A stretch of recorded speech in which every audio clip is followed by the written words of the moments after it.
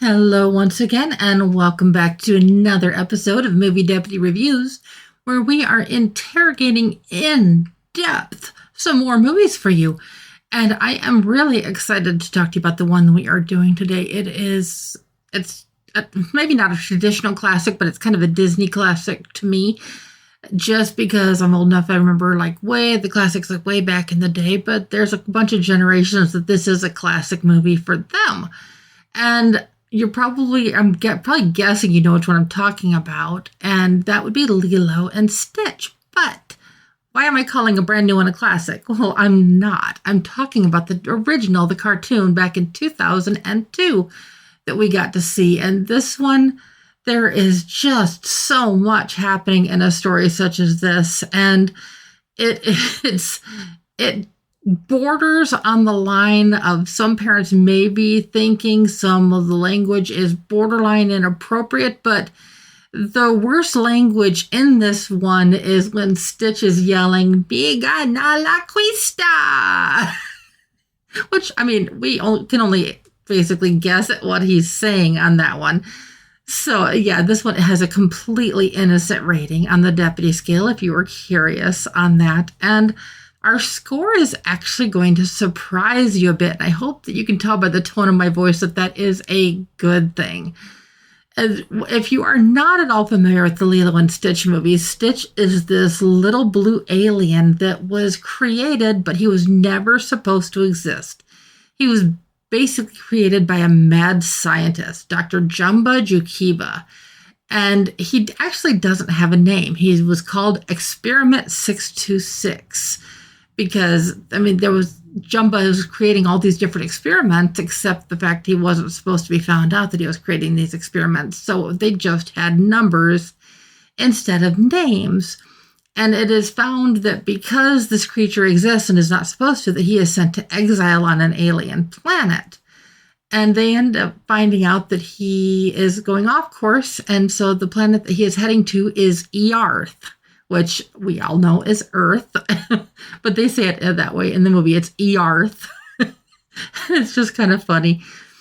But so he's coming here, and it looks like the spaceship's going to crash into the water, and that's kind of what they're hoping for, because they're thinking, okay, this creature just appears to be pure rage and just has no good in him whatsoever. But they realize as they're watching where the ship is going that it ends up landing on Kauai. Now, if you are not familiar with what Kauai is, it is one of the Hawaiian islands. And so Stitch crash lands there, and the story isn't just about him, though, because there is a Hawaiian family, and it's two sisters, and they've lost their parents in an automobile accident. And so they're trying to figure out how to make it. Nani is upper teens, low 20s. It never officially says her age. And Lilo is, I'm assuming, around 6-7 years old. It doesn't exactly say their ages, but Nani is really trying her best to make it work. And of course, she has social services kind of looking over and checking to make sure she's doing everything right. And she's really trying. She's working hard, and she's trying to keep Lilo on schedule, and just kind of everything going out of hand, because Lilo does not want a new mom. She wants a sister. And Nani doesn't really want to be Lilo's mom either. I mean, she does, but she doesn't. She'd rather be a sister, but she's been thrust into that because of the tragedy that this family has gone through. And so they're just really struggling. And on a day that they're really both of them are really having a tough day, they see a shooting star and make a wish. Well, the thing is, it's not a shooting star. It's Stitch's spaceship that is crashing. And so Lilo makes a wish for a friend. And don't worry, no spoilers here at all.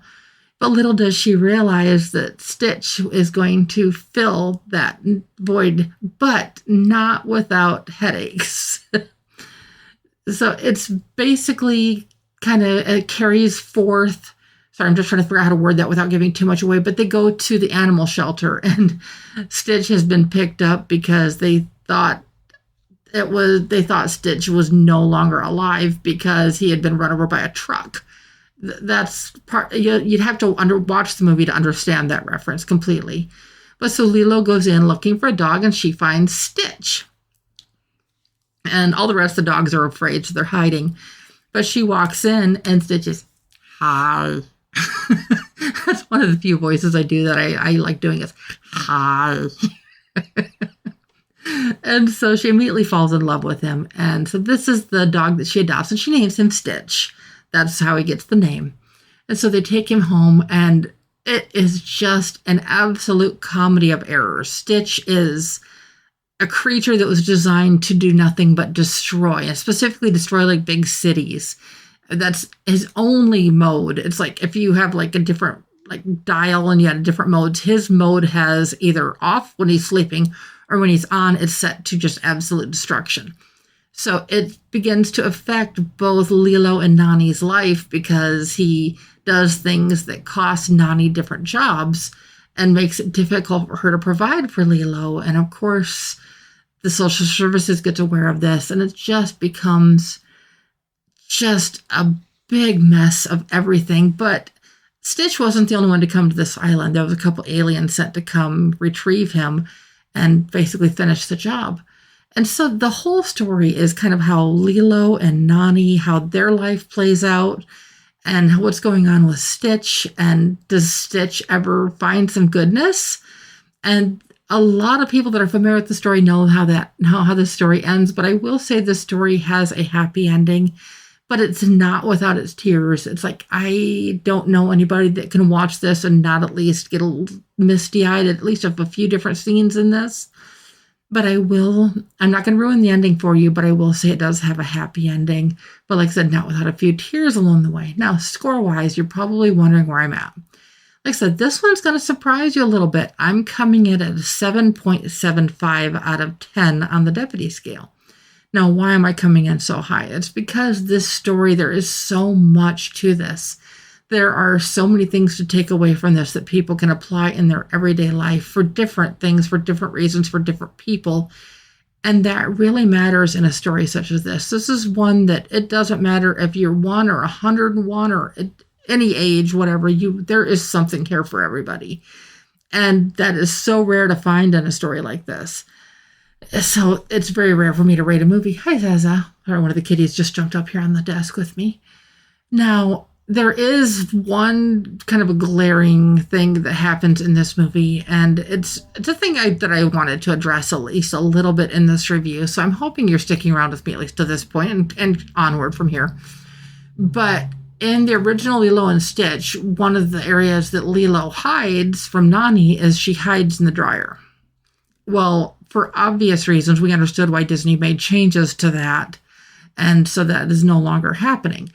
But it's only that one scene. Now, okay, if they're going to go ahead and change in the animation to where she's climbing into a cabinet for obvious safety reasons, the scene with that, we have that, but exact same part of that, the part of the kitchen shows, before that scene, it shows it's a washer and dryer set.